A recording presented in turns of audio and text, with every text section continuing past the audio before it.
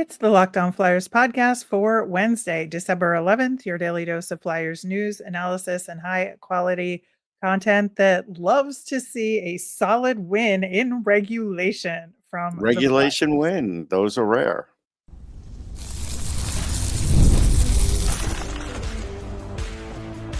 You're Locked On Flyers, your daily podcast on the Philadelphia Flyers.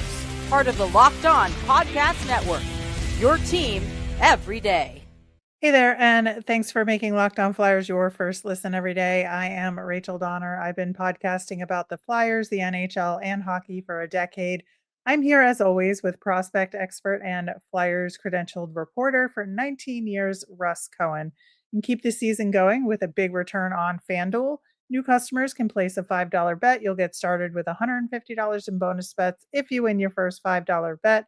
Visit FanDuel.com to get started. And to keep up with our latest episodes and Flyers news, you can find us at Locked On Flyers on all your favorite socials, including Blue Sky, and of course, here on the Locked On Podcast Network, your team every day. Russ, we talked on yesterday's show about the little incident with Matvei Michkov going into the tunnel after getting ejected from the game and signing an autograph.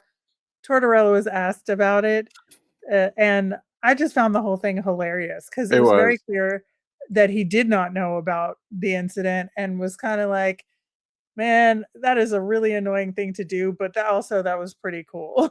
Like you could just Yeah. see it in his process. Yeah. Well, I did a good job reporting on it because I only found it like 2 seconds before we aired, and I wasn't sure what happened, but I knew it happened. I just didn't know Yeah. what. I didn't know what he signed. It's funny. It's a good anecdotal story. Yeah. We are going to get to the latest from the NHL Board of Governors meeting later in the show, as well as your mailbag questions. But of course, the Flyers defeated the Columbus Blue Jackets 5-3 in this game, and the score did not tell the whole story because it was definitely a dominant performance, I would say, by the Flyers in this game, which was good to see, given that Columbus has some really good days, like we talked about Yeah. in the preview. Yeah, they jumped on him early. I'd say they dominated for more than almost 3 quarters. But I did feel like when Konechny got his when he got the fifth goal, right? It was his goal.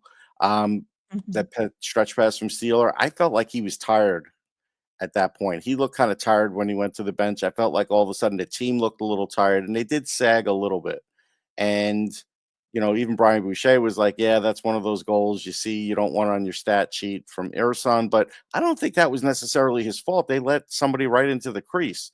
I think it's hard to Yeah. play this way um, for a full 60 and for a full season. I don't think they are yet staffed to be able to play this way, and I think this is hard. And they mostly pulled it off tonight. Yeah, I think so, and I think you're right about that last goal. You don't wanna harp on it again too much because they did win the game and they Right. played generally well. But, if a lead is smaller than 3 goals, Yeah. then, having a goal like that, let up at the end of regulation, that could potentially lead to an overtime or cut it to 1 goal, moving forward. It's just something to think about and Hmm. making sure that you have the right personnel who maybe have the freshest legs out there toward the end of the game that can do the defensive job that you need to close it down in the last minute, 90 seconds, right? Yeah. I think right now I would call Nick Sealer Superman because you saw on that one block he was dying, and then he gets into a fight. It's like we'll see if he can get through this season because this is a bang up season for him. It really is. Yeah, so let's talk about the hit on Emile Andre and Yeah. that response because I think it was a big deal in this Hmm. game. I think obviously the fight did not go well for Nick No, Sealer it did given not. the opponent, but I think that, in theory, it was the right thing to do for Yeah. somebody to defend Emile Andre, right? And you and I have been talking about that they need to diversify that a little bit Yes. because a guy like Nick Sealer, who has been taking the brunt of the shot blocking and is banged up pretty much constantly, even though he may not say it, like we need somebody else to be the guy to do that. That's also not an Owen Tippett or a Right. Travis Konechny, right? Because it's like Well, that's why there I'm has to be okay if some Sean other middle Couturier fights people. now because, he Mm, he has a diminished scoring role on this team. And so there are some games, yeah, where he's super valuable that way, but a lot of games he's not. So, if he were to do it, it's fine. I yeah, mean, I would prefer it be Ryan Paling or someone like that, honestly, in the bottom six, but, right. Or Garnet Hathaway. Like those are or the two Garnet guys. Hathaway. Yeah. Yeah, I don't know that Ryan Paling's a big fighter, but Like, Garnet Hathaway to can be hold his strong, own. it's not even about having to be, it's just about sticking up for your teammates. That's the whole thing. You don't have to win the fight. It doesn't matter in that instance. You're just, fighting back for your teammate. Yeah, you just don't want somebody who's big on your PK to be in that fight, and that's why I'm hesitant about Couturier. But I do Well, think Hathaway's on the that PK too, so yeah, yeah, I guess it's just importance, relative importance. yeah, yeah, yeah, But I do think it was a bad hit, yeah, and so it did deserve a response no for doubt. sure. I want to talk about Owen Tippett because, we harped on him. Many people Hmm. harped on him for a long Oh time yeah, because he just wasn't producing. Now he's got 5 goals in 5 games, 0 assists in that time that's period. all right. He's not an assist guy. We know that. No, But, I think, like, the question is he back now? Like, 2 games, 3 games, you're like, maybe, this could just be a blip." But 5 games, I would say you can suggest that yeah, Owen Tippett is back. I think he's back on track for the moment. I mean, will he stay on track? You hope, but I think he's on a Right. better track than he was. Yeah, and it's interesting. I was looking at his stats, this season thus far versus his last 2 seasons, and he's still not, where he was in terms of points per 60. Right. He's still under 2 points per 60, and he was well above that the last couple of seasons total. Expected goals per 60, he's still not at 1, which is, I think he needs to get over 1 in order to get really statistically where he was. Goals per 60 though, he's there. He's at 1.02 goals per 60 in actuality, but the expected goal stat obviously shows he's getting the chances Yeah. to get him there. So he still needs like to generate more chances, I would say, and more high quality chances, but he's definitely on the right track because his shooting percentage is up and it's already up well over a point higher than his ending shooting percentage from last season. I mean, look, to be fair, he has to prove if he's worthy of playing with Matvei Michkov for a whole season because That's he's fair. constantly he didn't have a guy like that setting him up in the past. Now he does. And if he can't put him in, then you got to go to somebody else. You know what I mean? Because there with Michkov in there, those chances are going to go way up. And that's the right kind of pressure to put on a guy Yeah. like Owen Tippett. I think that's working really well for him. Hmm. Speaking of Michkov, 3 goals, 7 assists in his last 5 games. Like he it's just so fun to watch Yeah, him play. he's on a great run right now. Uh, Yeah. I don't know if I like the stat where they're showing him against like 2023 draft picks and stuff. Like I don't know the relevance of that. I as a draft guy, Mhm. I hate saying, well, if Mitchkov were in this draft, where would he fall in this draft? Well, you know what? He wasn't Right. and he didn't and I just don't like those conversations. So I wasn't a fan of seeing that. It is true that every NHL prospect has their own development path They and are do. gonna peak come into their own at different times. Yep. There's different circumstances on different teams. I mean, you look at what Bedard is going through this year, and Yep. it's really rough. It's Oh really, yeah. really rough. So, I think it's okay to pump the brakes in terms of, wanting to make those I don't comparisons. mind I think hyping that's him. fair. Hype him all you want. He's As an deserving. individual without Yeah, comparing. deserving of Yes. the hype. Just I don't need the list of like, guys from the previous drafts. I just think it's unnecessary. Yeah, I thought Jamie Drysdale looked pretty good in this game. He I did. think He he looked stepped better. up a little bit when he needed to and fell back defensively when I just thought he was making smart decisions overall in this game. Yeah, I think that's fair. I just think John needs to kind of forget the memory of Zach Werenski and what he did for him in Columbus because Jamie Drysdale, he's not built the same. He doesn't have the same shot. It's not a fair Right. comparison. Like, it's just not. No, I totally agree. They're different style players, and I Yeah. think, you can mold a guy so much to work within a system Mhm. because that's the big picture and you're looking at the team-based game, but looking at an individual trying to make them be a square peg in a round hole, like, there's no purpose for that, Yeah, really. I would just say it'd be the same thing if you said, "Oh, yeah, this Flyers defenseman, he could be like Mark Howe." And I'd be like, "Well, who since Mark Howe, what Flyers defenseman has been like him?" The answer is 0. Nobody. Nobody. Yeah. It's true, and the game is different now, so Yeah. would Mark Howe be Mark Howe now? No, he No. would not. So, I think that it's weird to That's why make that those stuff sort of always comparisons. that stuff always kinda gets me. Yeah, as far as, like, other guys, I thought, Tyson Foerster had a pretty good Good game. game. Yep. I still continue to love that line with Brink and Forster. I think it's really, really good. And yeah, I think the only thing Samuelson obviously had a little bit of struggle in this game. Yeah. It's very hard when you don't see a ton of action, especially early on. There was like nothing Yeah, there going were for no shots. It Columbus. was like 6 shots forever for Columbus. I get it, but that's part of the NHL, and I'm not gonna make excuses, for his save percentage. Like, his save percentage is his save percentage. You either Yep, give up goals when you do or you don't. It doesn't matter how many shots. It does affect you statistically, but you're still giving up the goal. So I just look yep, at it like, "Hey, you can't give up that goal." right, right. All right. Well, the NHL Board of Governors had their meetings and they've got some updates related to the salary cap, the Olympics, and World Cup of Hockey, and more. We're going to talk about those conversations coming up next. Get ready to tackle the NFL action with FanDuel, America's #1 sportsbook, because right now, new customers can bet $5, get 150 in bonus bets if you win. The FanDuel Sportsbook app gives you everything you need to place live bets on the NFL all in one place. So when you get a hunch in the middle of the game, you can check out the latest stats, view live play-by-play, and so much more on the same page where you place your bets.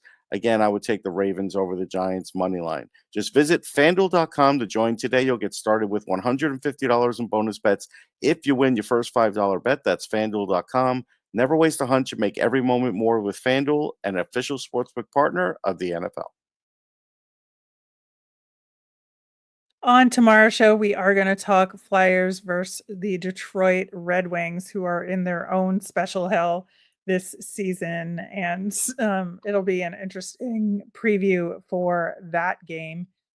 In the meantime, the NHL Board of Governors had meetings this week. Gary Bettman reported that the salary cap is projected to be at least 92.4 million next season. It could potentially be even higher than that. But that is a huge increase over this past season, where the salary cap is only 88 million.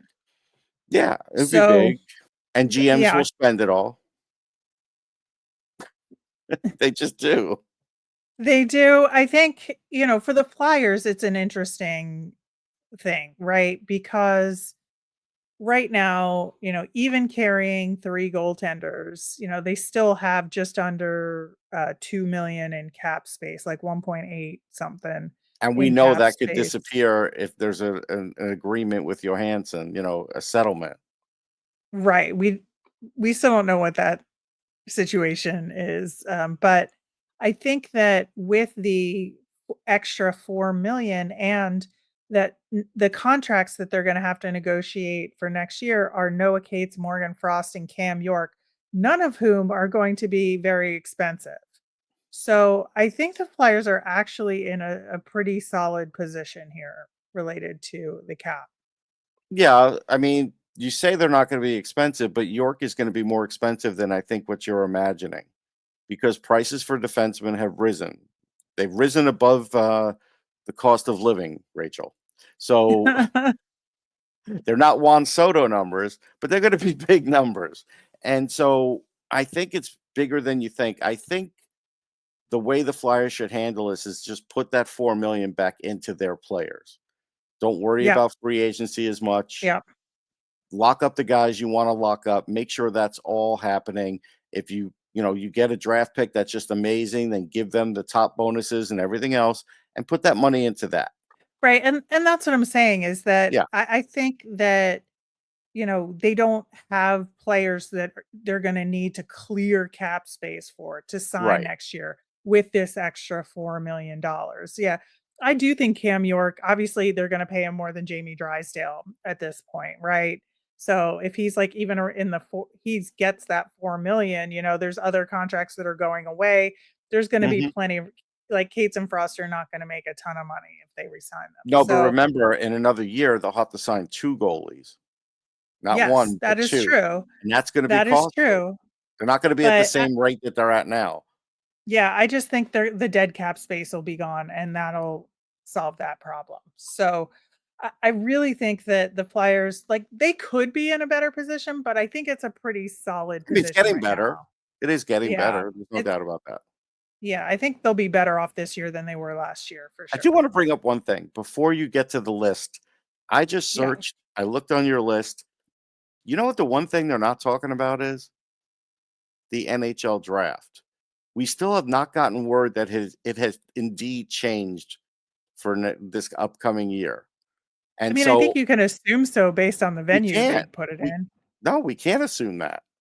I absolutely cannot assume that until we hear them say, hey, the format's changed. This is what we're doing. This is how we're doing it. Because otherwise, I think they would have said it already. Yeah, maybe they're going to announce it at like the Winter Classic or something. Maybe. Because they're going to have to announce future stuff. Yeah, they're going to have to announce it soon. And since it wasn't at this, the Winter Classic would be the next logical place. Yeah. They just always announce like future big event info at other big events. That's just kind of how they roll. But the next issue that they talked about was the CBA. We've talked about that they should be working on it, and they are, to their credit. And the goal, according to at least the league side of things and not the PA side of things, is that they want to finalize the agreement in 2025, even though it doesn't expire until 2026. And I think there's a little bit of a sneakiness going on with the league, because I think that they're going to try and pull the rug out from the Players Association because they have more information about where the revenues are going to go, and they want to be able to limit what the players can get, and have information about that they could have gotten more money out of the league, later on. That is my suspicion. Until I hear a comment from the players' side saying they're doing the same thing, doesn't mean anything to me. Just talk. Right. Yep. So hopefully the Players Association, when Marty Walsh says, hey, Marty we're doing this too, and I interviewed him a few times. I think he's a really smart guy and he has a lot of experience. When he says that will happen, then that's great. If he doesn't say a word, then we know that they're still getting ready to show their position, because they haven't told us much, to be honest. Yeah. And I think that, there are some potential other issues other than the revenue sharing, right? Because I think there's a lot of player safety issues that should come up. I know the players tend to go for salary negotiating points over things like player safety. We're not going to talk about escrow anymore. Thank God. Thank God that's out of the conversation, because I was sick of that talk. So at least that's gone. Right. But in terms of, care for injuries, like requirements, safety equipment requirements, things like that, I would expect some of those issues to come up in this negotiation. I think so. And then lastly, the next big topic was the upcoming Olympics in 2026, which of course this Four Nations tournament is a lead up to. But they don't have a finalized agreement with the IIHF at the moment.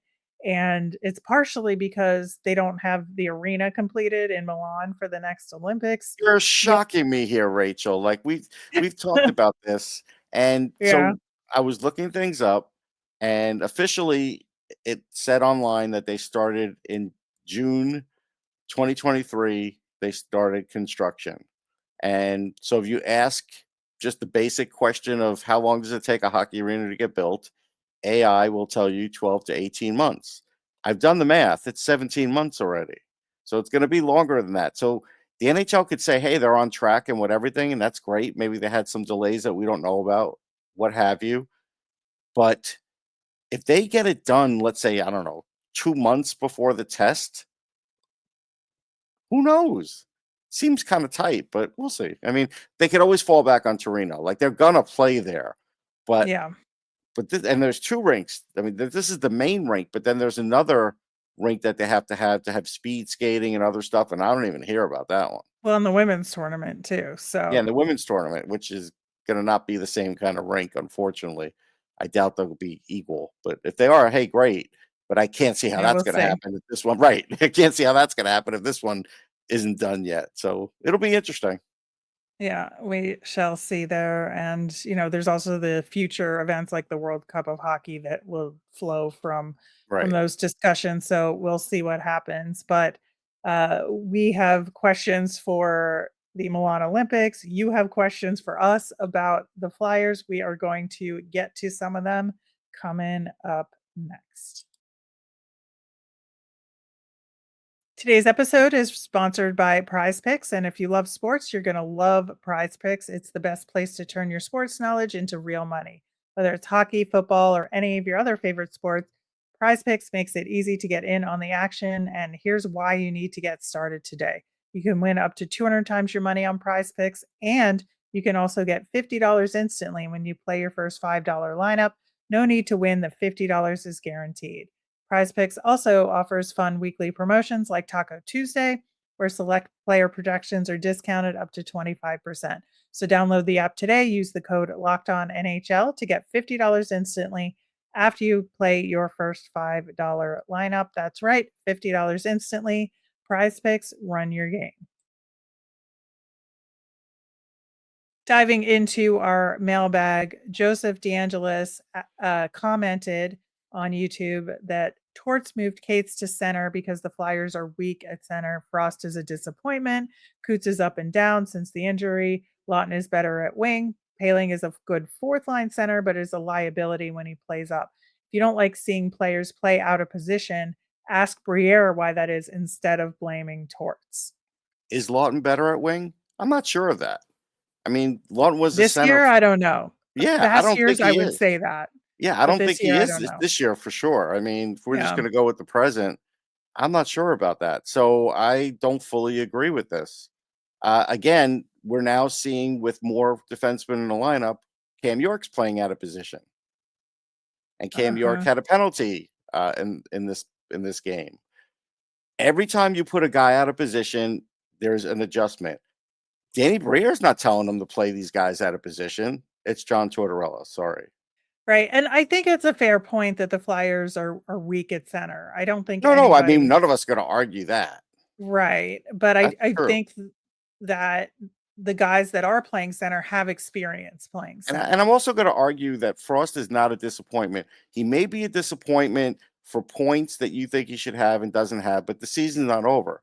But I don't know. He seems to be winning pretty big faceoffs. He seems to be really good at zone entries. There's still things he does at that center position that are really good. He did get a goal tonight, a really nice Yep. goal, actually a hard goal. It was a hard angle goal. So I don't know. Yeah, I and don't think he's a and Torts could disappointment. have put him in the doghouse after that Yes, mistake, he and could he have, chose not to, because he and saw that that it was was the just an right move. overskate. It was the right move. Yeah.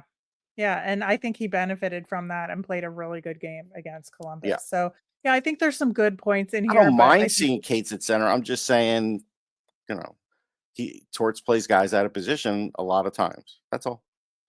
yeah, and I think there are good points in here about the situation, but I do Mhm. think it is Torts and not necessarily Briere in this case. Will CC 5074 commented, it seems one depth strength the Flyers have is defensemen with the incredible play of Andre and lots of young talent in the system like Bonk, Gill, Southern, and others, not to mention Kronz. It would seem like they have a good opportunity to find a young center iceman at the trade deadline. A young one? No. They don't have enough yet unless you're trading first round picks to get that. young centermen come through the draft. Young centermen are not really available via trade unless they're a bottom 6 guy. It's hard. So if you want to get a young centerman, and again, go look at the laundry list of teams that want young centermen. It's very hard. Not everybody has one, and the Flyers are going to have a hard time getting one.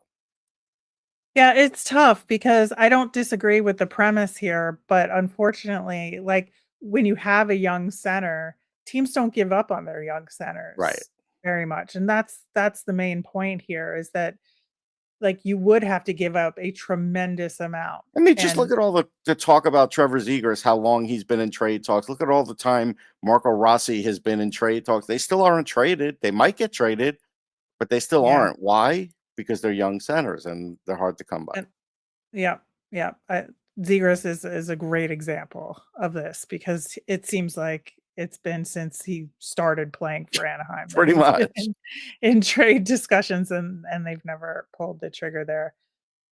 John Corvo on Blue Sky asks us, Zamula really needs to find a way to use his size and length better. He plays too timidly and allows too much space at times. If he doesn't figure it out, he's going to lose his spot permanently. Is that the case?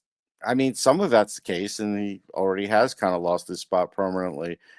He's still a developing defenseman. I mean, he is. I think he has improved as a defenseman, but right now there is no spot for him. In a year, if he's still on the team and Nick Seeler's gone, then there'll be a spot for him. And you might Right. find that he does more of those things then than he does now. But right now, it's kind of tough for him. Yeah, I think, Nick Seeler's obviously under contract for like 3 additional years, Oh, it's but 3 they more could years. So, yeah. yeah, they could potentially trade him, but I think Zamula would definitely have the 7 spot instead of Eric Johnson next year. Yeah. So, is there room for him in the regular lineup? No. Is there room for him on the team? Absolutely. It's just a matter of what role Yeah, he I think takes, that's fair. right? I mean, he's 24. I always give a defenseman until he's 25. So I still think I have room. I have time for him. One of our frequent commenters, Fancy Finds, has a really good question about Cole Knuble, and as one of the prospects that could potentially amount to something. Saying it seems like he's having a nice sophomore season at Notre Dame. If he keeps Hmm. up this type of production, that would be a very good season for him. And at 20 years old, he would be given every opportunity to make the Flyers next season. What are your thoughts on him? And are there any other deeper prospects worth talking about? Well, not next season. I think he would be in the AHL next year. Yep. He could prove himself in the AHL. I think he's on a similar path to where, like his dad, Mike, different guys. Obviously, dad was bigger, but Right. but the point was that it took Mike a while. Like I watched Mike as a younger player with the Rangers. And it took him a while. He was better away from the Rangers. So I think with Cole, I think you want to give him a little more time. I think the other guy worth mentioning is Jack Berglund. Watch him in the World Juniors. I watched him 2 years ago in the Five Nations. I think he's probably going to be a bottom 6 center, but he's a really good one. And so I think he's one that is worth watching develop because he is playing overseas against men now, and that's a different development cycle. Yeah, I totally agree about Berglund for sure. I'm excited to watch him in World Juniors. Yeah, I think Cole Knuble will be on the Phantoms next season. No doubt. I believe that, and I think we ranted about the Phantoms on yesterday's show, Yeah, we and did. I would certainly want a better environment for him to be Yeah. in on the Phantoms, but we'll see what that part of it turns out to be. But I think Cole Knuble could be a solid Oh, AHL player absolutely. And he's real next coachable. Like season. he'll be fine. Yeah, and the last question from Olson Math.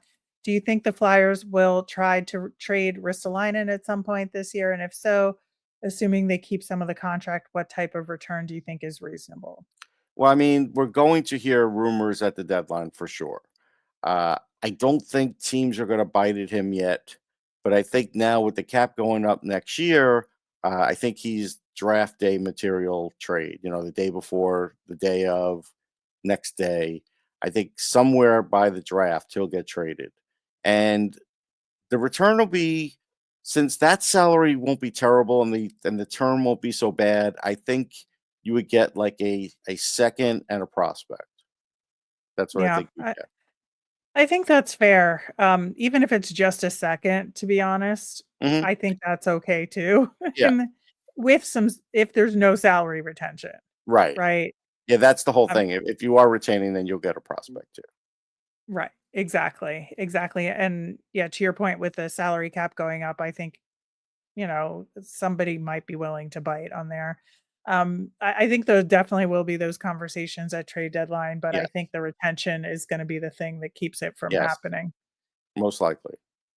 Yeah, for sure. All right, that will do it for today's show. We will be back tomorrow to talk Flyers versus Red Wings and so much more. As a reminder, we always want to hear from you. So if you've got mailbag questions and want them answered like we just did today, let us know on any of our socials at Locked On Flyers. You can email us at lockedonflyers@gmail or comment on our YouTube channel. I'm Rachel. I'm on Blue Sky and Twitter at rmiriam. That's RMIRIAM. I'm Russ. I'm at Sportsology, SPORTSOLOGY.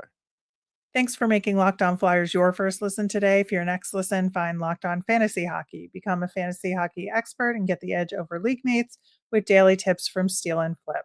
Find Locked On Fantasy Hockey on YouTube or wherever you listen to podcasts. Have a great day, everyone.